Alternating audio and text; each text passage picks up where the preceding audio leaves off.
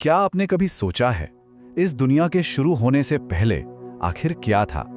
जरा सोचिए, ना कोई इंसान, ना ये धरती, ना आसमान में चमकता सूरज और ना ही समय का कोई वजूद। सिर्फ और सिर्फ एक अनंत, खामोश और गहरा अंधेरा।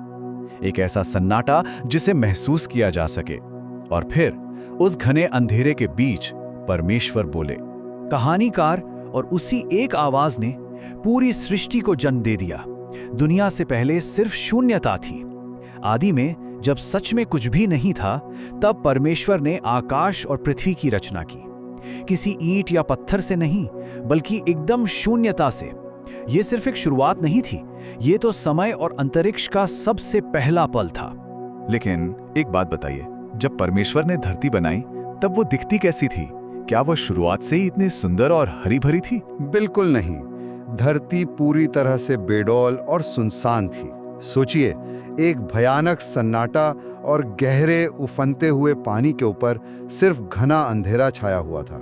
लेकिन पता है, उस डरावने अंधेरे में भी एक उम्मीद थी। परमेश्वर का आत्मा उस अथाह जल के ऊपर मंडरा रहा था, जैसे कोई कलाकार अपने खाली कैनवस के सामने कुछ अद्भुत बनाने के इंतजार में खड़ा हो। मतलब शुरुआत में सब कुछ खाली था, और फिर अचानक उस डरावने अंधेरे को चीरती हुई एक आवाज गूंजी। हाँ, बस ये दो शब्द गूंजे, उजियाला हो। सिर्फ एक वचन और प्रकाश पैदा हो गया। ये सोचकर ही रोंगटे खड़े हो जाते हैं। कोई संघर्ष नहीं, कोई लंबी प्रक्रिया नहीं, बस एक आदेश और ब्रह्मांड में पहली बार प्रकाश की किरणें फूट पड़ी। पर यहां एक सवाल उठता है, अगर प्रकाश इतना अच्छा था तो परमेश्वर ने पूरे अंधेरे को क्यों नहीं मिटा दिया? अंधेरे को क्यों छोड़ा गया? ये बहुत ही गहरा सवाल है। परमेश्वर ने देखा कि प्रकाश अच्छा है, लेकिन उन्होंने एक संतुलन बनाया। उन्होंने प्रकाश को अंधेरे से अलग किया। प्रकाश को उन्होंने दिन का नाम दिया और अंधेरे को रात। इस तरह उन्होंने समय की एक लय बनाई, एक चक्र शुरू किया, और इस तरह एक शाम हुई और एक सुबह। सृष्टि का पहला दिन पूरा हुआ, लेकिन सृष्टि अभी भी अधूरी थी।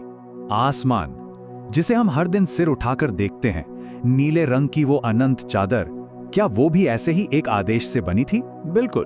दूसरे दिन परमेश्वर ने उस उफनते हुए जल के बीच एक अंतर बनाने की आज्ञा दी। नीचे का पानी और ऊपर का पानी एक दूसरे से अलग हुआ। जल के बीच जो ये विशाल शून्य या गुंबद बना ना, परमेश्वर ने उसे आकाश कहा। सिर्फ एक आवाज और हमारी धरती के ऊपर का ये खूबसूरत नीला आकाश अस्तित्व में आ गया।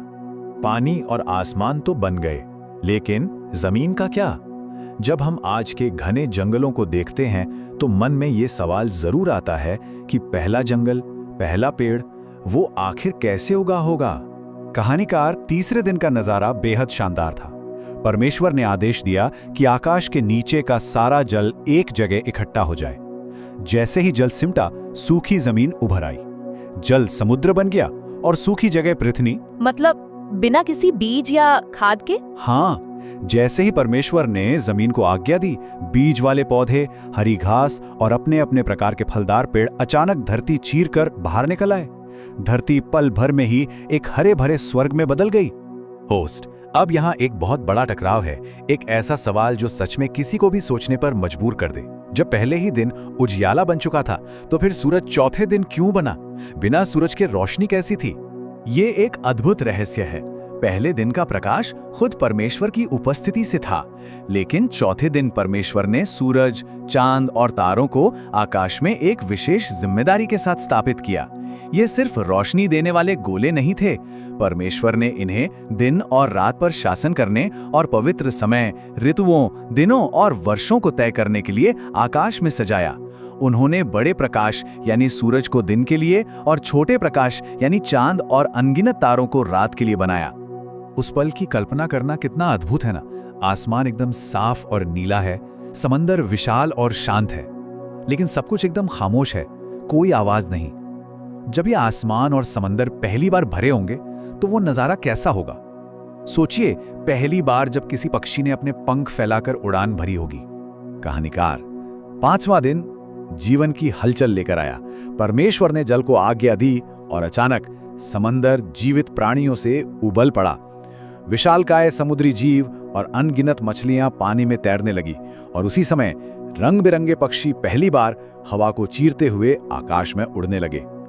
परमेश्वर ने उन्हें देखा और पहली बार किसी रचना को आशीष दी। उन्होंने कहा, फलो फूलो और समंदर और धरती को भर दो। धरती, समंदर, पेड़ पौधे और पक्षी सब कुछ तैयार था, जैसे एक बहुत बड़े नाटक का मंच सज चुका हो। और फिर आया सृष्टि का छठा दिन, सबसे खास, सबसे रहस्यमयी और पूरी कहानी का सबसे महत्वपूर्ण दिन। कहानीकार छठे दिन की शुरुआत में परमेश्वर ने सूखी जमीन को जीवित प्राणियों को उत्पन्न करने की आज्ञा दी और पलक झपकते ही हाथी, शेर, हिरण, पालतू पशु और जमीन पर रेंगने वाले हर प्रकार के जीव अस्तित्व में आ गए। पूरी धरती जीवन की आवाजों से गूंज उठी। लेकिन परमेश्वर का सबसे महान कार्य अभी बाकी था।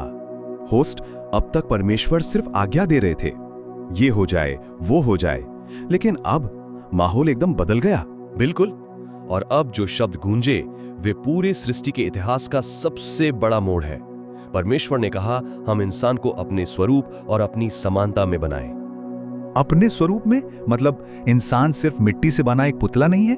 क्या हमारे अंदर खुद उस ब्रह्मांड के रचयिता की छवि है? ये एहसास बहुत ही गहरा और भावुक कर देने वाला है। हाँ, परमेश्वर ने इंसान को अपने स्वरूप में रचा, नर और नारी।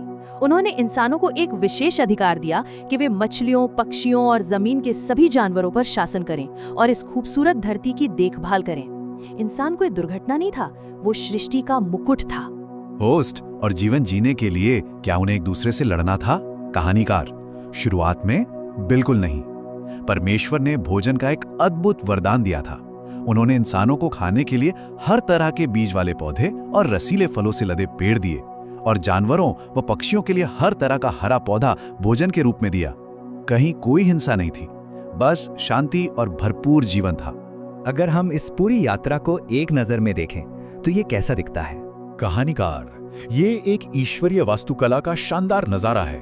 पहले दिन प्रकाश ने अंधेरे को हराया, दूसरे दिन आकाश बना, तीसरे दिन जमीन और पेड़ पौधे, चौथे दिन सूरज, चांद और तारों ने समय को बांधा, पांचवें दिन समंदर और आसमान जीवन से भर गए और छठे दिन जमीन के जानवर और अंततः परमेश्वर की छवि इंसान बनाए गए। शून्यता से संपूर्णता तक का एक अद्भुत सफर। और जब छठा दिन खत्म होने वाला था, परमेश्वर ने पीछे मुड़कर अपनी बनाई हुई हर एक चीज को देखा।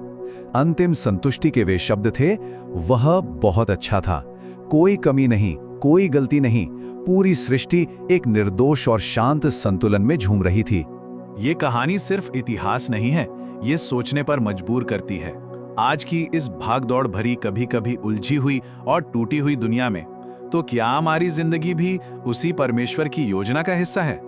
कहानीकार, अगर परमेश्वर की वो एक आवाज घने, डरावने और खाली अंधेरे में से इतनी खूबसूरत और संपूर्ण दुनिया को जन्म दे सकती है, तो वो आवाज आज क्या कर सकती है? कोई भी जीवन इतना खाली या इतना टूटा हुआ नहीं है जिसे वो आवाज अपनी रोशनी से फिर से नया ना कर सके। वही सृष्टिकर्ता जीवन में नई शुरुआत कर सकता है, बस उस आवाज को सुनने की जरूरत है।